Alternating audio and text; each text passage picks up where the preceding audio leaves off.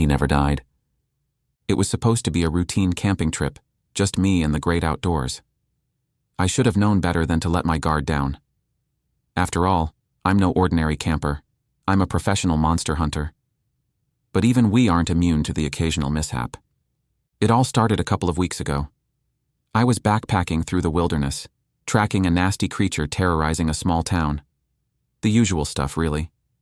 I'd gotten a tip from one of my informants about its whereabouts, so I packed my gear and headed out. Now I'm no stranger to the great outdoors. In fact, I actually enjoy the solitude and serenity of nature. It's a nice change of pace from the chaos of the city, where I usually ply my trade. But this trip was different. I felt uneasy from the moment I set foot in those woods. Call it intuition or paranoia, but something didn't feel right. Still, I pressed on, determined to find and deal with my quarry. I spent days trekking through the dense foliage, following a trail of destruction that seemed to wind more profound and deeper into the heart of the forest. And then finally I caught a glimpse of my target. It was a truly horrifying sight, a hulking humanoid creature covered in matted fur and wielding razor-sharp claws. Its eyes were black and soulless, and its mouth was a gaping maw filled with jagged teeth. I've seen my fair share of monsters, but this was something else.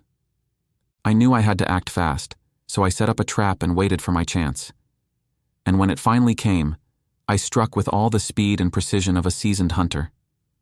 But to my shock and horror, the creature simply shrugged off my attack and came at me with even greater fury.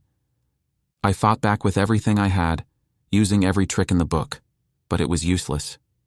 The monster was simply too strong, too fast, too relentless. And before long, I found myself pinned to the ground, its claws at my throat. I thought that was it, that this was how I was going to die. But then, just as the creature was about to deliver the killing blow, something strange happened.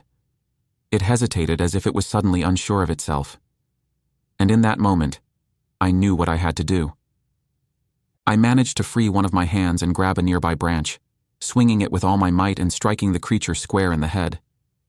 It let out a howl of pain and surprise, and in the confusion, I was able to break free and make a run for it. I didn't stop running until I was safely out of the forest and back on the road. And even then, I couldn't shake the feeling of being watched. That the monster was still out there, waiting for me. So, that's how I ended up here, in the middle of nowhere, on a solo camping trip. It would be the perfect way to get my mind off what happened and recharge my batteries. But as I sit here, staring into the flickering flames of my campfire, I can't help but feel a sense of unease. The woods are quiet tonight. Too quiet. And I can't shake the feeling that I'm not alone. I keep hearing strange noises in the distance, little snaps and rustles that set my teeth on edge. And every time I turn to look, I swear I catch a glimpse of something moving in the shadows. It could be just my imagination, or it could be the lingering effects of my recent encounter. Either way, I can't shake the sense that I'm being watched, and that whatever that thing was in the forest, it's still out there waiting for its chance to finish the job. I shudder at the thought and feel the hairs on my neck standing up. I reach for my pistol, my hand trembling slightly, and I scan the tree line, my eyes darting from one shadowy form to the next. And that's when I see a flash of movement just beyond the firelight's edge. I freeze, my breath catching as I strain to make out the shape. And then, slowly, it emerges from the darkness, its eyes glowing in the faint light. It's him. The monster. I'd know that hulking, fur-covered form anywhere. My heart starts pounding, and I can feel the adrenaline coursing through my veins. This is it. This is my chance to finish what I started. I take a deep breath, steadying my hand, and I take aim.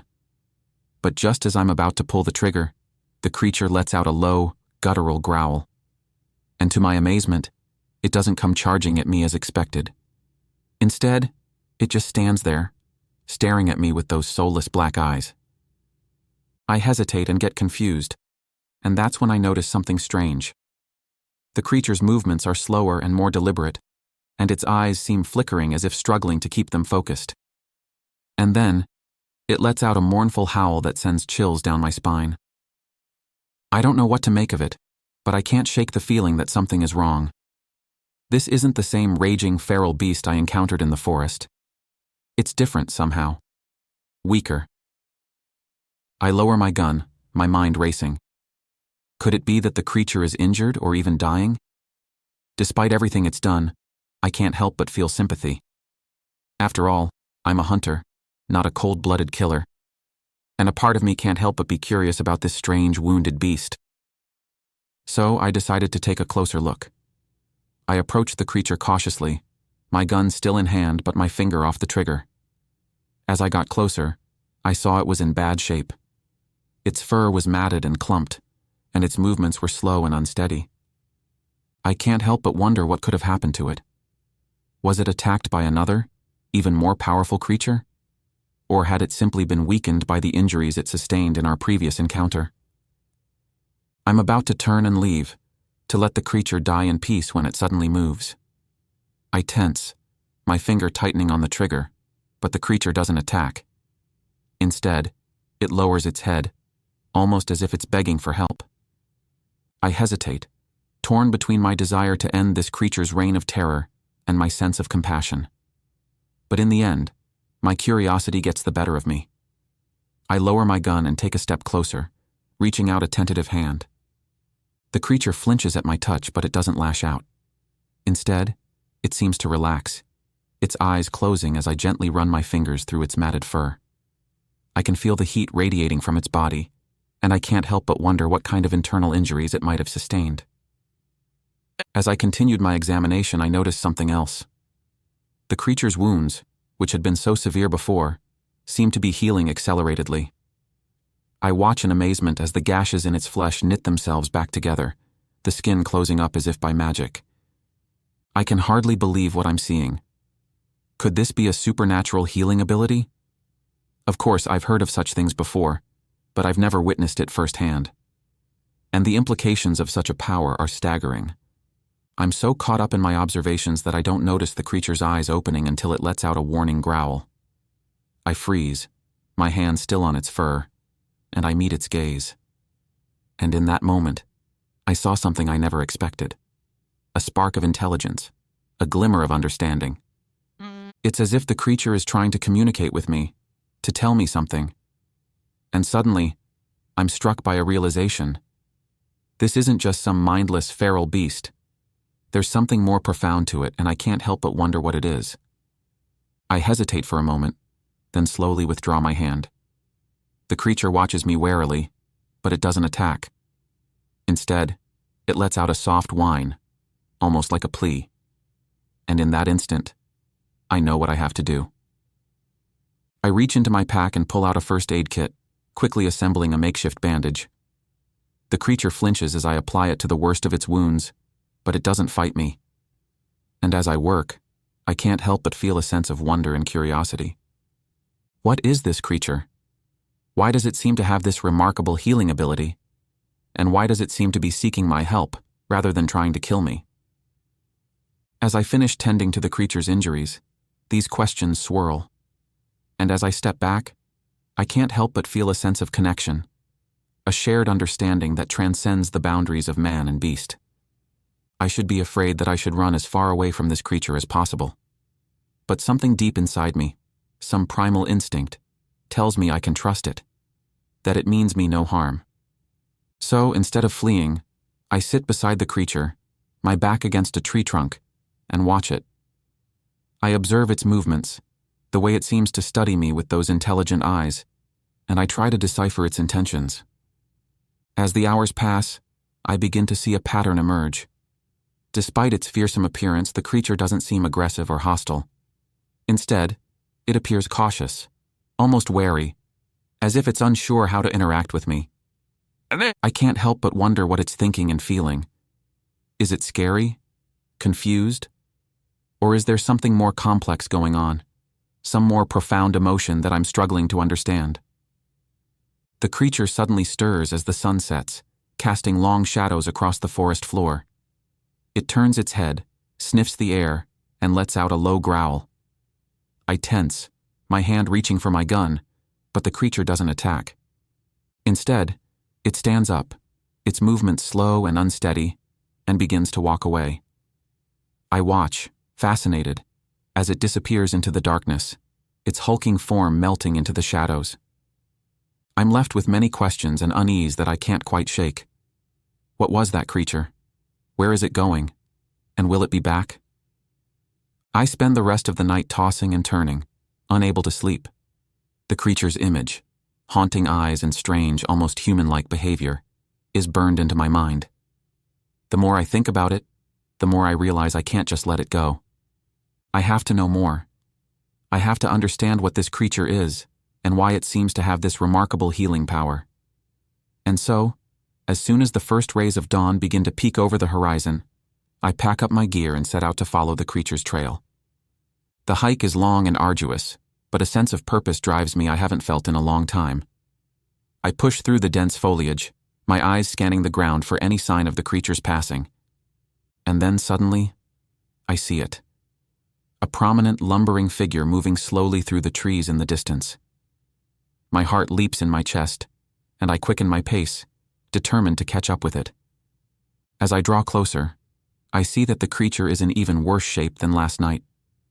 Its movements are sluggish, and it is struggling to keep going. I slow my pace, not wanting to startle it, and I watch it disappear into a small cave hidden among the rocks. I hesitate for a moment, unsure of what to do. Should I follow it? Or should I turn back and leave it be? But my curiosity gets the better of me, and I slowly make my way towards the cave, my gun drawn and ready. I hear a low, guttural sound coming from within as I approach the entrance. It's a sound of pain and anguish, sending a chill down my spine. But I press on, determined to see this through. I step into the cave, my eyes adjusting to the dim light, and I can see the creature curled up in the corner.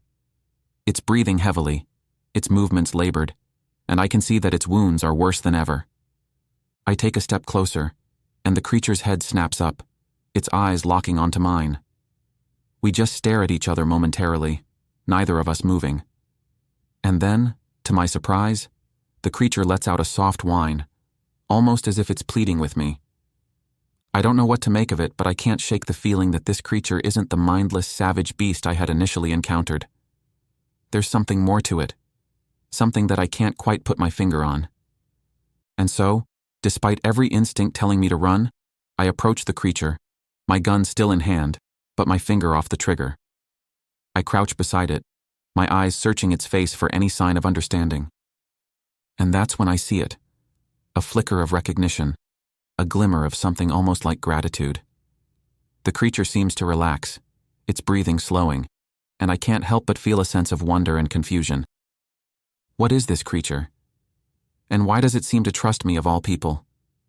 I've spent my entire life hunting and killing these kinds of beasts, and yet here I am, offering comfort and aid to one who's wounded and vulnerable.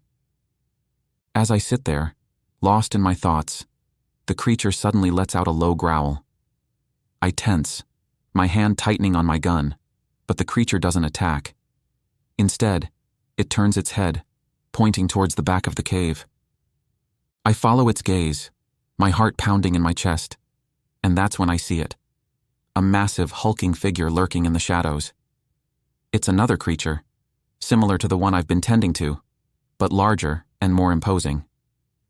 I raise my gun, my finger on the trigger, but the wounded creature lets out a desperate whine as if pleading with me not to attack. I hesitate, my mind racing, and that's when the more giant creature steps forward, its eyes glowing with primal fury. At that moment, I know that I'm in trouble. This creature is bigger, stronger, and more aggressive than the one I've been caring for. And as it charges towards me, I know I'm no match for it. I fire off a few shots, but they barely slow it down. It's like nothing I've ever faced, a pure embodiment of raw, savage power. And as it closes in on me, I know that this is it. This is how I'm going to die. But just as the creature is about to strike, the wounded one lets out a deafening roar. The more enormous creature hesitates, its attention diverted, and I see my chance. I take aim and fire, hitting the creature square in the chest. It lets out a howl of pain and surprise, and as it staggers backward, I realize that it's not alone. More of them emerge from the shadows, their eyes glowing with a primal fury. I don't know how to escape this, but I must try. I fire off round after round, my heart pounding in my chest. But it's useless. The creatures just keep coming, their numbers overwhelming. And then, just when I think all is lost, the wounded creature lets out another roar. The other creatures pause, their attention drawn to it. And that's when I see it. A glimmer of understanding, a silent communication that passes between them. At that moment, I realize that the wounded creature is protecting me, using its body as a shield against the larger, more aggressive ones. And as I watch, stunned, the other creatures back off, their growls and snarls fading into the darkness. I don't know what to make of it, but I know I owe this creature my life. And as I watch it collapse, its strength finally giving out, I know that I can't just leave it here to die.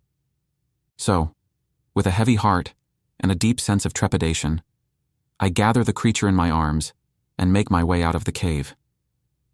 It's a long and arduous journey, but I'm driven by a sense of purpose I haven't felt in a long time. As I finally emerge from the forest, the first rays of dawn breaking over the horizon, I can't help but feel a sense of wonder and confusion. What is this creature? And why did it choose to save me when I've spent my entire life hunting and killing its kind? These questions swirl in my mind as I return to civilization, the wounded creature cradled in my arms. As I look down at its battered yet strangely human-like face, I can't help but feel a sense of connection, a shared understanding that transcends the boundaries of man and beast. I am still determining what the future holds and what will become of this creature. But one thing is sure. I'll never forget the day I met the monster who saved my life.